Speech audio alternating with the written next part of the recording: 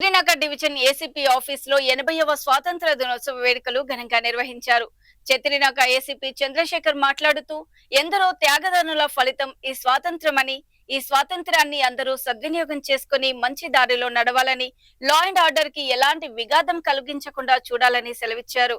ఈ కార్యక్రమంలో Chatrinagar inspector Koteswararao, Mogalpura inspector Srinu, Salibanda inspector Mahesh, డిఐలు, ఎస్ఐలు, ఏఎస్ఐలు, కానిస్టేబుల్స్ పాల్గొని యొక్క కార్యక్రమాన్ని విజయవంతం చేశారు.